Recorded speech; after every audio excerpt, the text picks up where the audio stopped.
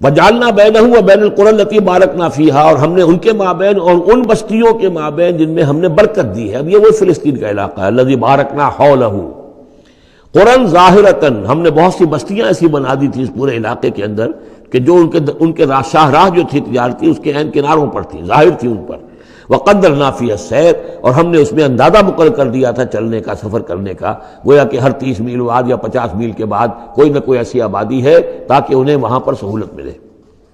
سیروا فیہا لیالی و ایاما آمنین، اور ہم نے کہہ دیا تھا کہ اب کرو سیر اس میں، کیا کرو سفر اس میں آرام سے، امن کے ساتھ، راتوں کو بھی اور دن کو بھی. فقالوا ربنا باعد بین اسفارنا، پروردگار ذرا ہمارے سفروں کے اندر جو ہے وہ ذرا لمبائی پیدا کر دے، دوری پیدا کر دے. وظلموا انفسہم، اور انہوں نے اپنے آپ پر ظلم کیا.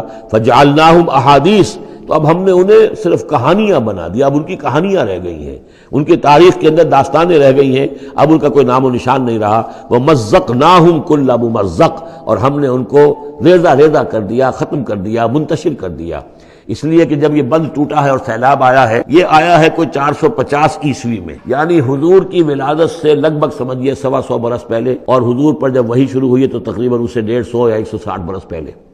اور اس کے بعد سے پھر قریش کو یہ ساری تجارت جو ہے مل گئی. اب ان کے قافلے جاتے تھے شمال اور جنوب میں، یمن اور فلسطین کے مابین. تو اس لیے یہ زیادہ حضور صلی اللہ علیہ وسلم کی پیدائش سے اور آپ کے زمانے سے زیادہ پرانا واقعہ نہیں ہے.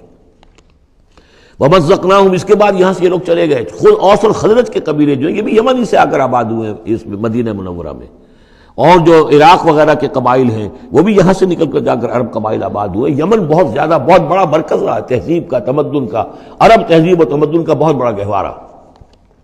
ان فی ذلک لآیات لکل صبار شکور، یقیناً اس میں نشانیاں ہیں ان لوگوں کے لیے جو صبر کرنے والے اور شکر کرنے والے ہیں. وَلَقَدْ صَدَّقَ عَلَيْهِمْ إِبْلِيسُ ظَنَّهُ، اور یقیناً ابلیس نے ان کے بارے میں اپنے اس گمان کو سچا کر دکھایا.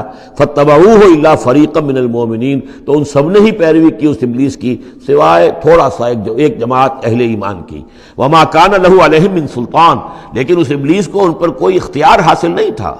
الا لنعلم من یؤمن بالآخرۃ، یہ تو ہم نے جو اس کو مہلت دے رکھی ہے کہ وہ ورغلائے، دھوکہ دے، سبز باغ دکھائے، وہ بھی اس لیے تاکہ ہم دیکھ لیں، واضح ہو جائے کون ہے کہ جو آخرت پر یقین رکھتا ہے. ممن ہوا منہا فی شک، ان سے علیحدہ کر لیں ہم ان کو کہ جو آخرت کے بارے میں شک میں مبتلا ہے. وَرَبُّكَ عَلَىٰ كُلِّ شَيْءٍ حَفِيظٌ، اور یقیناً آپ کا پروردگار جو ہے وہ ہر چیز پر نگران اور نگہبان ہے. بارک اللہ لی و لکم فی القرآن العظیم.